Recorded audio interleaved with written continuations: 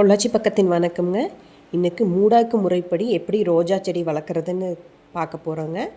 அதுக்கு rose cuttings எடுத்துக்கோங்க. அதில் இருக்கிற இலைங்களையெல்லாம் கட் பண்ணி எடுத்துடலாங்க. இலைங்களையெல்லாம் நம்ம முதல்ல எடுத்துட்டோன்னா சீக்கிரம் குச்சி தளைஞ்சிருங்க. பாருங்கள், இந்த மாதிரி வெறும் குச்சி மட்டும் எடுத்துக்கலாங்க. இப்போ நான் ஒரு கேரி பேக் எடுத்துருக்குறேங்க. எடுத்து அதுக்கு நம்ம தேவையான அளவுக்கு மண் போட்டுக்கலாம். கேரி பேக் ஒரு கவர், பிளாஸ்டிக் கவர் எடுத்துங்க. அதில் ஓட்டை போட்டுக்கலாங்க. அப்போ தான் அந்த எக்ஸஸ் தண்ணி போகும். அப்போ ஆக்சிஜன் சப்ளை ஆகும் மண்ணுக்குள்ளார. ஓட்டை போட்டுட்டு அந்த மழைக்காயத்தில் மண் போட்டுக்கலாங்க. நான் சாதாரண செம்மண் தான் எடுத்துருக்குறேங்க. நீங்கள் கூட வேணும்னா உரம், இந்த மஞ்சி பித்து இதெல்லாம் சேர்த்து வேணாலும் கூட நீங்கள் போடலாம். மண்ணை கொட்டி வச்சுட்டுங்க, இந்த குச்சிங்களையெல்லாம் அப்படியே அதில் குத்தி வச்சிடலாங்க. மூடாக்கு முறைப்படி நம்ம செடிங்களை வளர்த்துறோன்னா ஈஸியாக துளிர் விட்டு வருங்க. ஏன்னா உள்ள மாய்ச்சர் இருந்துகிட்டே இருக்கிறதுனால, ஈரப்பதம் இருந்துகிட்டே இருக்கிறதுனால செடி சீக்கிரம் துளிர் விட்டுருங்க. குச்சிங்களெல்லாம் இப்படி குத்திட்டுங்க, மண்ணை நல்லா அமுத்தி விட்டுறலாங்க.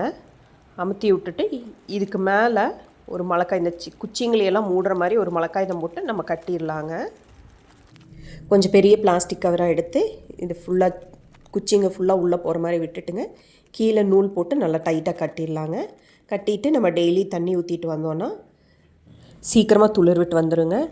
நம்ம சின்னதாக அறிக்கையிலையெல்லாம் பார்த்துருப்போங்க. ரோஜா குச்சியெல்லாம் வச்சாங்கன்னா அம்மாங்க சாணியை உருட்டி அது மேலே வைப்பாங்க.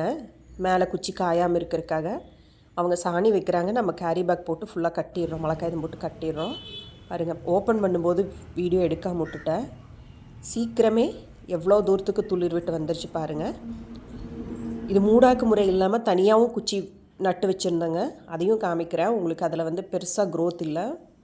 இதில் அதிகமாக துளிரே வரலைங்க. ஒரு இதில் நெட்டின்றது ஃபுல்லாக காஞ்சே போச்சு. ஒரு குச்சி மட்டும்தான் தளைஞ்சிருக்குது. அதுவும் ஏனோ லேசாக வாடிடுச்சுங்க. இதில் இருக்கிறது ஓரளவுக்கு தளைஞ்சிருக்குது. இருந்தாலும் அந்த அளவுக்கு நிறையா கொழுந்து வரல. கண்டிப்பாக நீங்களும் இந்த முறைப்படி செய்து பாருங்கள்.